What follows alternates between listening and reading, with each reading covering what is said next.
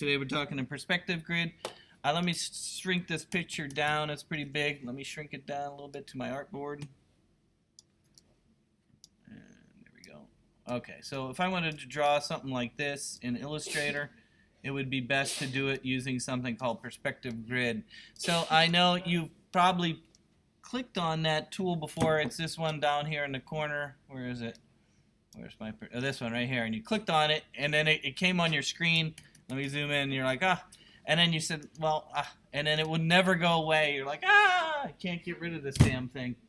Okay, so the only way that I can figure out how to get rid of it is under View, Perspective Grid, Hide Grid. I think if you click the little X. X, this one right here. You have to be on the perspective grid thingy on the sidebar though. No, on the sidebar. Where? Yeah. Oh. This? And then now click. I'll click that. Ah. Thank you. See, there was it. So if you got the tool going there. So you have two perspective grid tools here. You got the perspective grid tool, which is one to build the grid.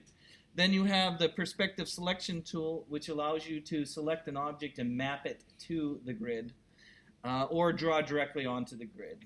So again, I'm going to start with the perspective grid, and turn it on again if it's off is underneath perspective grid. Oh, where did my window go? Perspective. I don't see it. It's under View, Perspective Grid, Show Grid.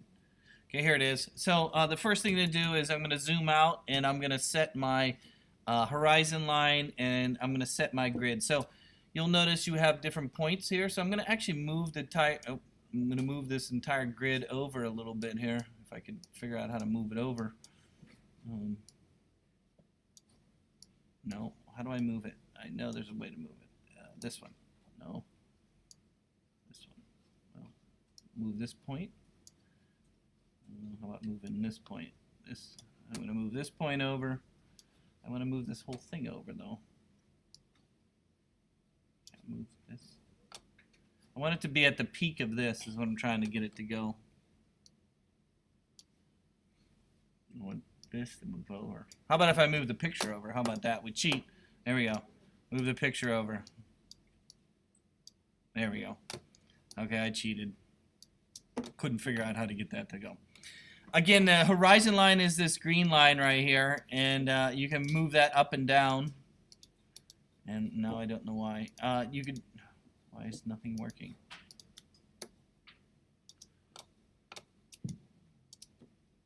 Oh. So let's look at the options up here. So you have this like little wheel. See, it's like a little circle in the upper corner here. And notice that one of the options is blue and the other ones are gray.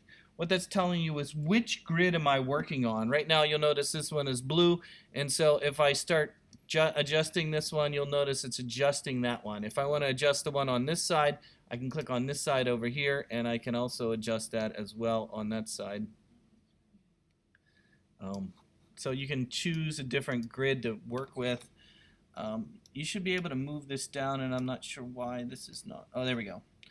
I'm going to map the kind of the ground with this one, the one down here, and then I'm going to try and move this down to match the perspective of the building. So you might have to move this out more, and then bring this. This is pretty steep here, isn't it? Let's see, move it in. There we go. There we go. So again, I'm trying to map this side to match this side of this building, match the one that's down here to the street, which looks like it is, and then map this one to this side of the building by either moving it back and forth or up and down. Oh, no, now let's move. Oh, now I'm moving the whole damn thing. Now I can't move my picture back. There we go. Almost ready. So again, I'm trying to get this. That's about right where the horizon line means. I'm going to move this out. There we go. Okay. So again, I got this orange one going down here. I got the blue one going down there. and I got this green one that's kind of on the surface down here for the street. And then let's move this up a little bit. How do I move that up? No, not that one. I want to move this one. There we go. There we go. Right there. No, I don't want to do that. I want the green to be down below. Okay, here we go. So I'm just trying to get it set right. So once you got it set, you can then start drawing your building. To draw your building, you can use any of the tools you want. You can even use the rectangle tool. Again, look at I have this one selected over here and this blue one right here. And so when I draw with the rectangle tool, it's going to map to the edge of this grid. So again, I'm not using the pen tool. I'm going to use the rectangle tool, and I can click on the top of my grid here, and I can start drawing, and you'll notice it'll draw the rectangle to the side of the building there. And if I release it, it stuck to that edge of where the perspective was. Did you see that? In addition, I can maybe just turn it off so I can see what's underneath it. I'm going to turn it off for now. I can go back and color that because I want to do my windows as well, right? Because I have windows along this building. So again, I'm just using the rectangle tool. I can go and draw a window there. I can go and draw a window here. I can go and draw, maybe there's a window here as well. I can't see it, but maybe I'll just draw the window there. There's a window here. And then there's a window here, and there's a window probably, did I draw this window yet? There's a window here, and then a window here as well, and so on. So then I can go back and start coloring them. I might use the layer window so I can see what I'm coloring, but let's just quickly go, and where's my layers? So if I go over here in the layer window, it makes me easier to select what I'm looking for. This is the big one there, so I'm going to give that a color. Let me give that a nice tan side of the building color. Oosh. Ooh, ugly. And then here's some windows here, so I'm going to select all those. And then let's give those a window color. And then maybe a stroke. Make them stand out. And then, so you can see it just mapped it. Now, I didn't make the windows very good. I probably could have done them better. But you get the idea that even if I turn this off, you can just see right now, I can quickly make a side of a building that's followed the perspective of the building by just jamming that perspective grid on. Same with the front. Can you imagine trying to draw this front of this building without using the perspective grid? Let me turn it back on. Again, I'm going to turn it back on. Oops, not that one. Perspective grid. Okay, there it is now, and you can see it's following it. Again, I can just use the rectangle tool. You don't have to, you don't have to use any other tool. Just the rectangle tool, and the rectangle tool is going to follow the grid. I can start here, and then, what am I doing wrong? Well, I have the wrong up here. You need to tell Illustrator which one you want to draw on. So if I want to draw on this orange one, I need to choose this side. If I don't do that and I start drawing, it sticks to the perspective of the other one. Look at that. See how it's still going with this one. I don't want that. I want the one that's on this side. So go and click on this little, whatever, this side right there. You can see it. Then I can use my rectangle tool. And look, it just follows right along the perspective grid there of that. And I can release my mouse. Look at that. Perfect. Perfect rectangle all the time. Could never ask for anything better than that. And then, of course, you can do your windows then very quickly as well. I can make a window there. I can make my window here. I can make a window here. I can make a window there. Make a window there. Another one there. Another one there. Another one there. In addition to, and let me color some of these so we can see them, and I want to show you how you can actually duplicate objects and move them around as well. So again, you can color things in very easily, and then I can use my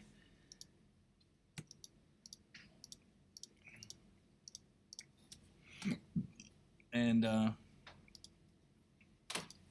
they are. So again, very easily. You see how fast I was able to make those windows.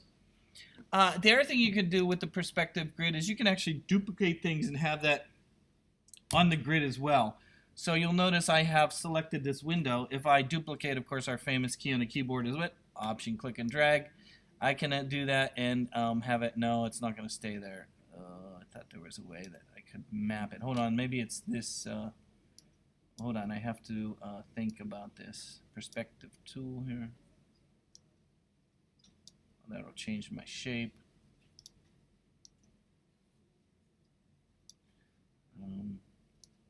I'm altering the shape of the window here. Yeah, see, that's not going to work. So if you want to adjust the shape along the grid, that's what the other tool is. This one, it's this perspective selection tool. The perspective selection tool can be used to select an object and map it to there. Right? And I think I had the ability to, if I had an object already made, let's say I made a rectangle. No, not that one. I thought there was a way I could make an object and then map it on there. Okay, let's do the ground. So down here you also have a street, right? You have a street down here. So you can use the perspective grid as well. You notice I have the one that's down below here, right? This bottom one right here. Hold on, I have to use my tool here. So I can click on the bottom one, which is the green one down below here. And to do that as well, I can actually use the pen tool as well. And I think that'll limit it. No, maybe not. Maybe not. Hold on. Let me undo that. Let me just do the rectangle again. I think that'll just force it to be along the bottom here. Oh, there it is. It's basically following the... Let me start again. Let me see if I can start over here. No. Let me try over here. Oh, it did that one side right there. And then I can do the other side over here because there's two of them. See, the green one actually has this side as well as this side. There we go. And they could be two different objects, as you can see. So this object could be one color, and then this object could be another color. And let's turn the grid off and see what we got. And, you know, at least it's a start. You know, I think that's the whole point of the perspective grid, is to give you a starting point for, you know, making your objects. And then, of course, you could just manipulate them like any other object, you know, by adjusting the points as well as the objects.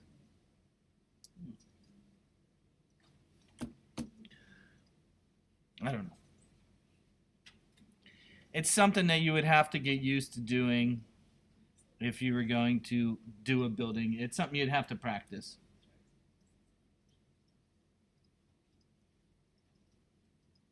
Let's talk another way to do 3D and get something in perspective is to use the 3D tool. So let's say I am working on a wheel. Let me get a wheel going here. Let me say a rectangle ellipse. Here's my ellipse. And let me change the color so we can see it better.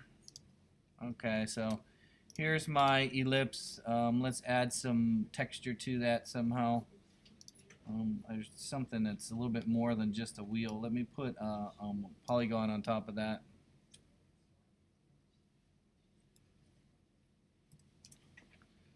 Let me put a polygon on top of that so it's not so boring.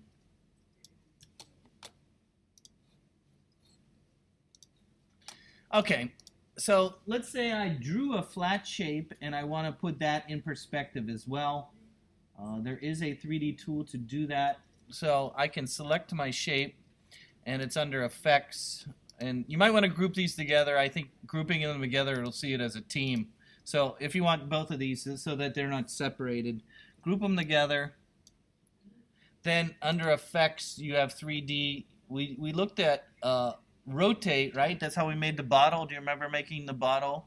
Did we make a bottle in class? Oh, we made a rocket. We didn't do the wine bottle? No. Okay. But you also have, well, you have a couple options. Of course, you have the extrude and bevel. We saw that already where you do the 3D effect, right?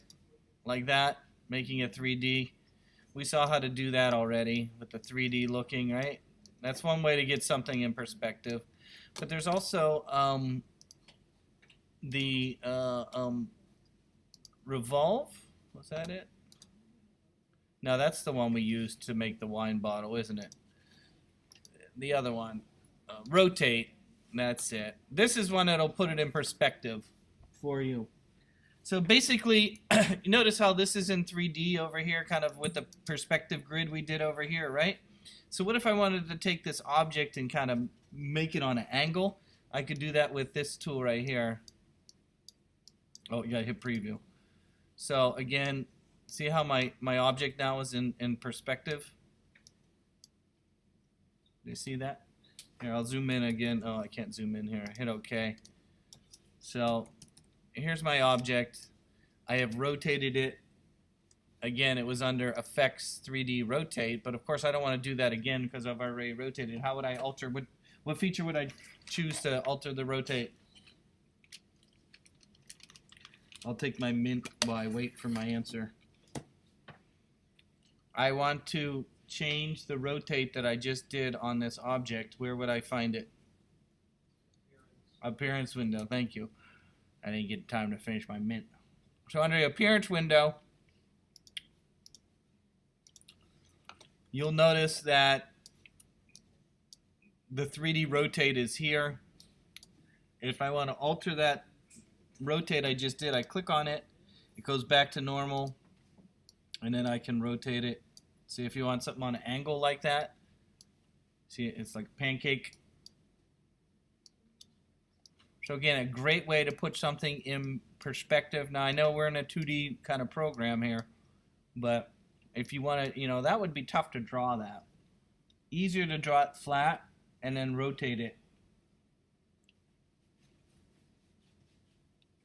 What do you think? Yes? Okay. If you want it to be, because right now the computer is actually calculating this for you. So it's not a fixed object. In order to make it a fixed object like this, you would have to do what?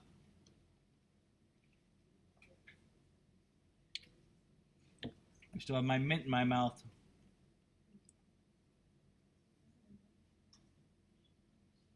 What feature would I choose to make this a new object?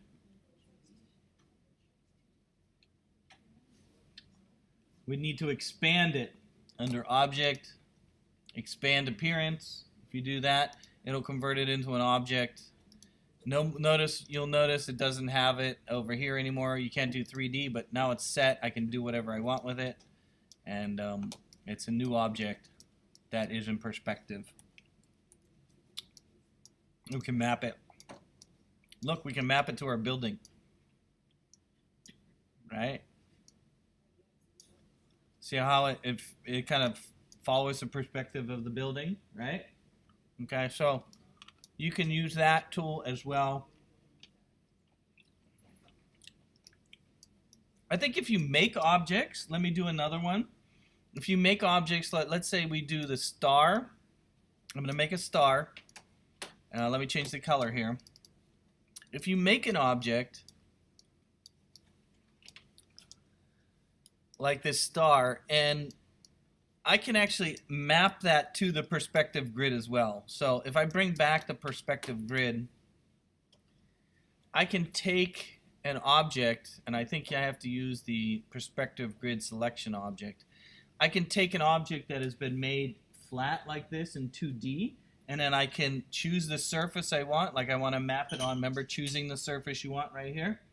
And I can then go and I map it on there. You see how I let go and now it's in the perspective?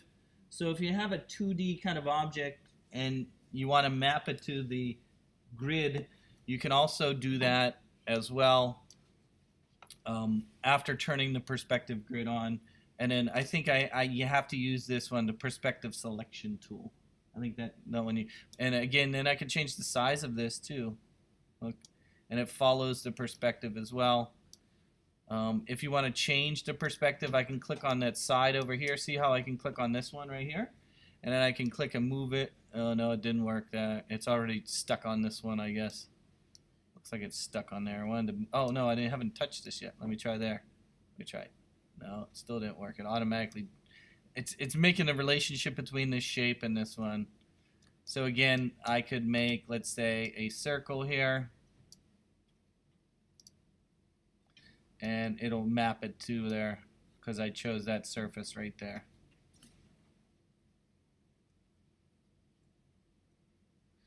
I don't know. The perspective grid has some, getting used to as far as moving the horizon line up and down, getting the, just right. It takes a little bit of practice. Can you put more than one perspective grid on? I don't know. Can I add points to it? I don't know. There's ways to adjust all these different options. You kind of gotta get it set right from the beginning to give yourself that kind of perspective that you want.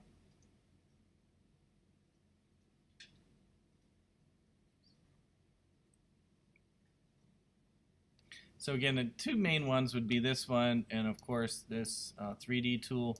And then if you remember from last class when we were doing the mesh option, that could also be used for perspective as well. Just kind of like you have the perspective tool inside of Photoshop. Oh, they have perspective grid presets. What is that? Ooh, normal view. And you can add new ones. Haven't tried that before. Okay, let's say I draw another rectangle. Oh no, I want to turn this perspective grid off for right now. Turn it off. How do I turn it off again? Click on this. Okay, it's gone. So let me draw another rectangle here, and let me put a circle inside there just to give it some difference. A little circle in there. Align them up. Boom, boom. Okay, another way to, let me group them together. Another way to do perspective here, let me see.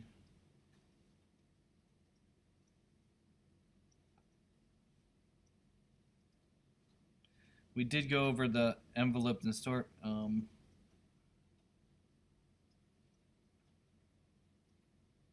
There's a perspective option here. I don't know what it's for. Right there. Maybe it's just for text. Because it says edit text in there.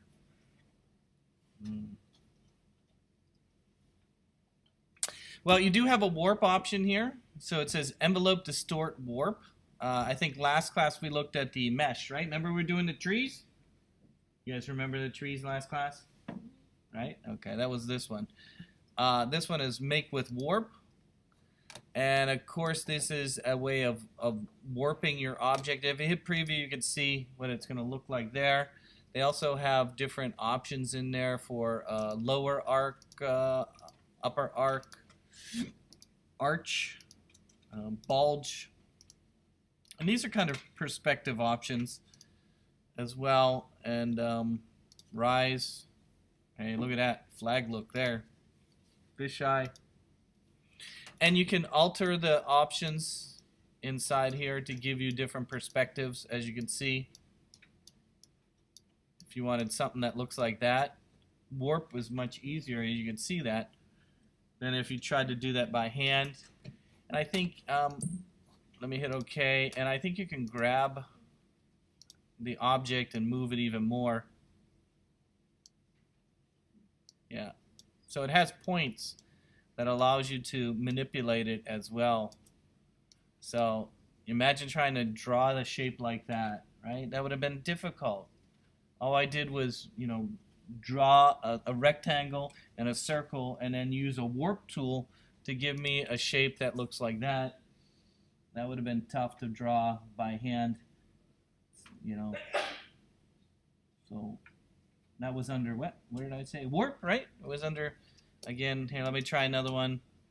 And you can do that with multiple objects and groups of objects. So that mesh and warp thing can go over a whole complex drawing that you've already done, that has a lot of objects to it. I'm not sure if it all has to be in the same layer or not. But again, if I make a plain star, and let me put something inside there.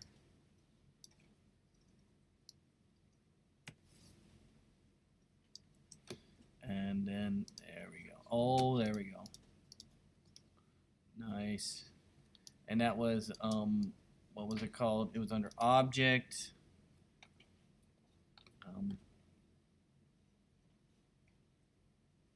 Envelope distort.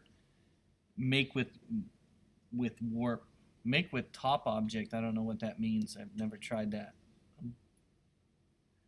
It took the bottom object and put it the same size as the top object.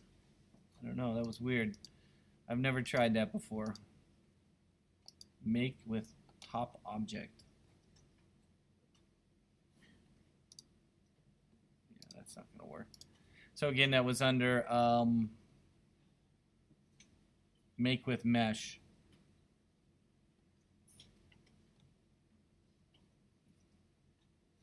Okay, let's do another thing. If you are looking to warp and mesh objects and make perspective as well, probably another very useful tool is called the blend tool.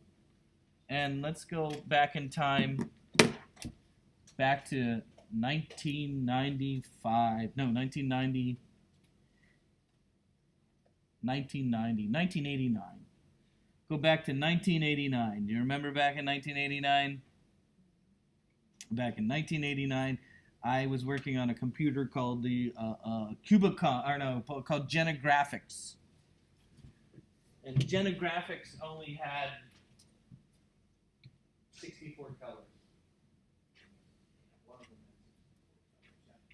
And so if I wanted to make a ball, something that looked like it, gradient to it. There was no gradient. So what I had to do is I had to duplicate a bunch of circles that were close enough to that shape to give it, to make it look like it was a gradient. So you had to simulate a gradient by using a bunch of objects that were close enough together. So that's what the blend tool is, this one right here. I still like that look because it reminds me of the 80s. It reminds me of the 90s. It goes back in time. So you can use this tool right here. And next week we're going to use it for making objects that are kind of cool backgrounds and things like that. But today we're just going to do simple things. This one right here called the blend tool.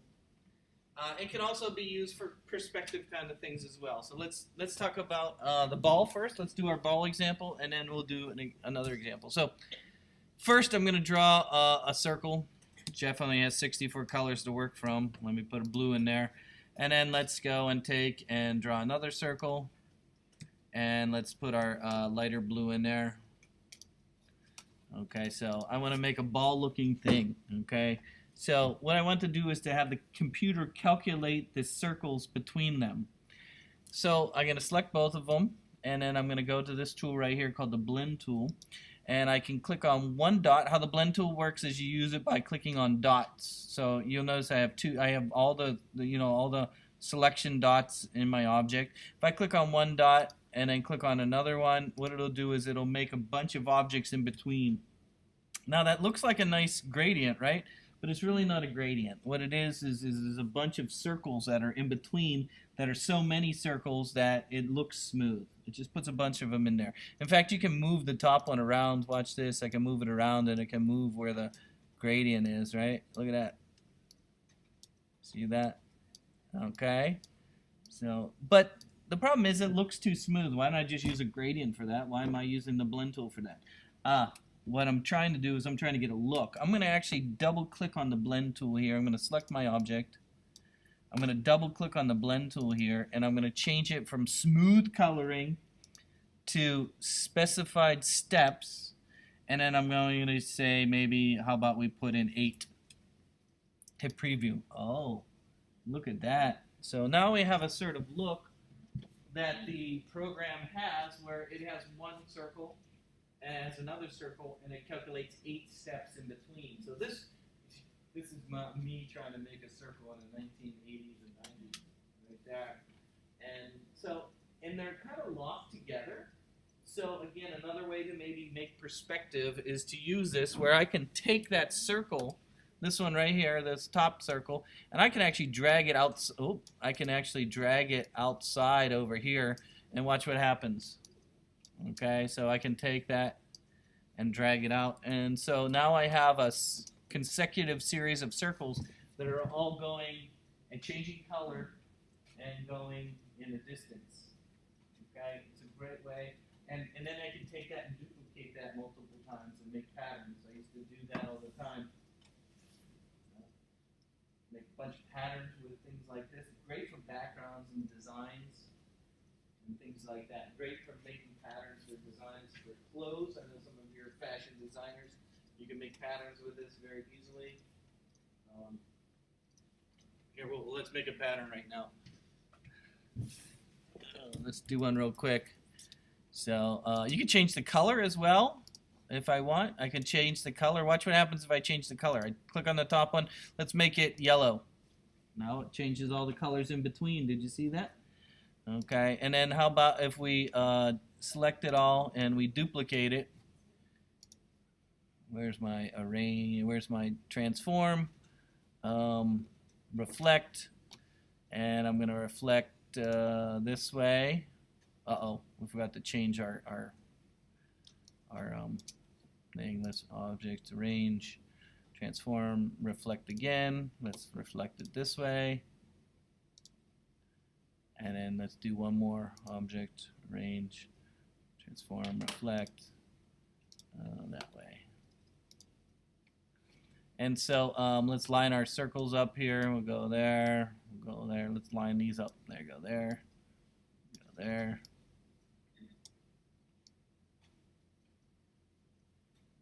There. Look at that. So we got a nice, crazy perspective ball here, right? Imagine, you know, that would be perfect for Janis Joplin during the 60s, right?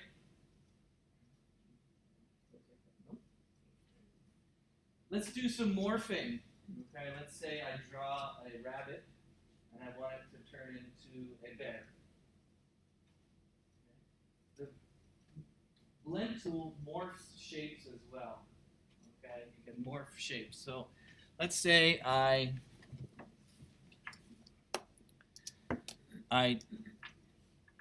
draw a star, and then I draw a circle. And let's give the circle red. So I have a star and a circle.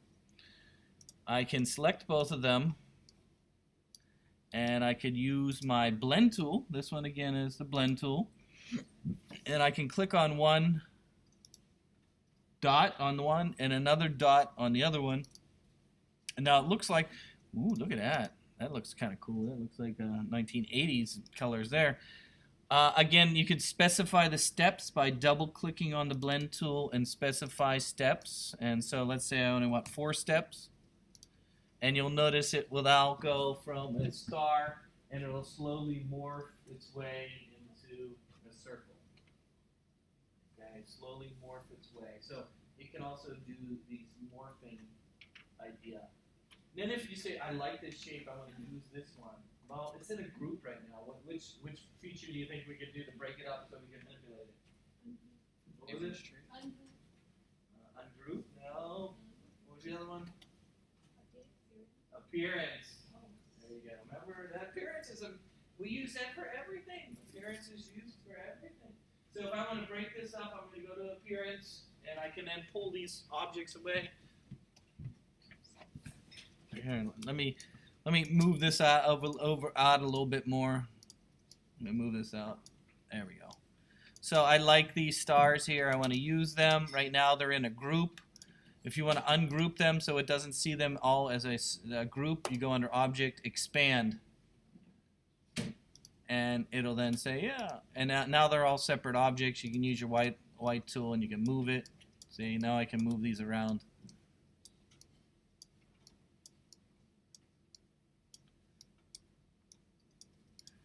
So a quick, easy way to get certain shapes that wouldn't, I don't know. I tend to use the blend tool for making patterns mostly, duplicating shapes. So again, if I use this, I mean, it's a great tool to make a grid of lines, right? I want to have a rectangle here, and I want to duplicate it and put it down here, and I want to have that same color, same everything. I can select both of them, and I can then go with the blend tool here, or not perspective grid. I didn't want that. Again, I do the same thing everybody else does. I can then go click on one and then click on the other one, and it can put them in between like that. And then I can specify steps, maybe 8. There we go. So if you wanted a bunch of lines like that, much easier to do it with the blend tool. You can imagine having to duplicate, and then trying to make sure they're all in a line. Perfect. Space between them all is perfect, right? So it's great for doing something like that as well. And then, of course, you can duplicate that as well. And we could rotate that. There we go. You want to make a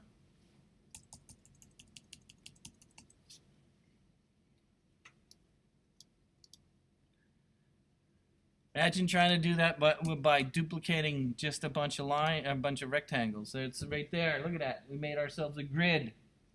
Perfect grid simply by using the blend tool and doing that. And it's still a blend mode. I can go over here and I can click on the one end, change the color to blue. Look at that. Take the one end, change the color to pink. Look at that. Whoosh. Quick and easy way of doing that. Okay, so the blend tool is very useful. Again, they're mostly, you got multiple options how things will duplicate themselves. Let's talk about flipping, because there is a way to flip, if that's a word, flip.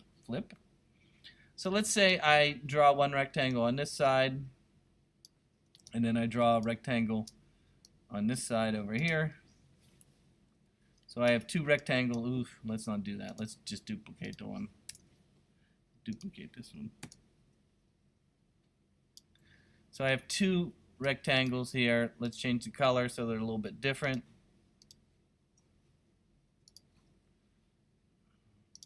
There we go. Okay, so the perspective or the blending tool works specifically how you click and which point you click. Watch this. So if I zoom in here, let me zoom in here. You'll notice I have dots. If I'm using the blend tool here, I got a dot at the upper left corner of this one and a dot in the upper left corner of that one. If I click on that and then click on that one, click on that, it makes a nice sort of perfect rectangles in between, right? Okay, but what's this? If I click on the upper one of this one and then the lower right one of this one, watch what happens. It's going to flip it. So it's like it's rotating the rectangle around to try and morph it to there. Do you like my spin? I did that pretty good. Okay, so it's taking that and rotating it around the other side. Perfect for making patterns as well. And you can manipulate these boxes as well by, the closer or further away that you put them. I can take this one and again I can move it and it'll constantly update. Look.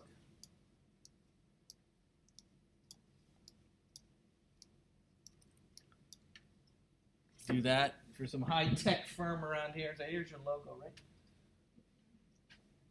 Cisco logo. Remember remember the first logo I made that was I got paid for. Well, my company got paid. I got paid by the company. I made one for an art group in New York. What's it called? Associated Artists was the name, and I don't know. I made a logo with just nothing but blended colors inside. Here, I'll show you that one. And I had to make it with. Did I have a gradient? I think I had a gradient. My company went from a program called Genegraphics, like I said, which only had like 64 colors, and it was an old NASA computer. And then they bought a brand new system on a Silicon Graphics computer called Masterpiece 5000. What a name, Masterpiece 5000. I still have it on tape somewhere. I'm going to give it to the archive. But here, I'll show you the logo.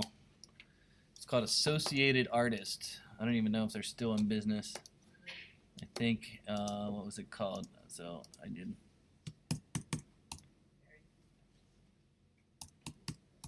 Associated Artist. I think it was something like this. And so I took it and I added some font. I added a font. It was kind of a font did I use? We'll use Hobo for now. There we go. Love Hobo. So then all I did was I made a gradient. So let's do a gradient. I'm gonna make a rectangle here, and let's give that a color. And then I'm gonna duplicate that here. Oh, I guess I need to make it bigger, don't I? Let me delete that. Hold on, I'm close. Let me make this bigger. There we go. Let's go all the way to the end. Yeah, it goes all the way to the end. So here we go. I'm going to go and duplicate that, and I'm going to duplicate that, and I'm going to duplicate that. There we go. So then I'm going to give each one of these a different color.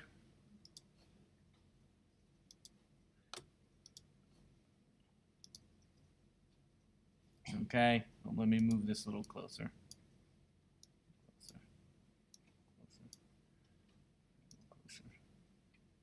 So I have 4 rectangles right now, and so what I'm going to do is I'm going to blend them all together using the blending tool right here.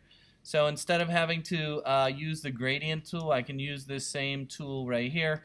So I can use the blend tool. I can click on this one to this one, and then this one to this one, and then this one to this one, like that. Rainbow! Right? So you can use the blend tool between multiple objects. It's just not 2 objects. I can do it. So I got the nice rainbow, right? So let's put it into the text. So we can then use the clipping mask to put it into the text. So I'm going to use my text tool. I'm going to put my text on top. Here's my text. And I can select both objects and say Object Clipping Mask Make. And it'll put the blend inside there. And then I might give it a stroke so there's a line that goes around the outside. Ooh, that didn't work.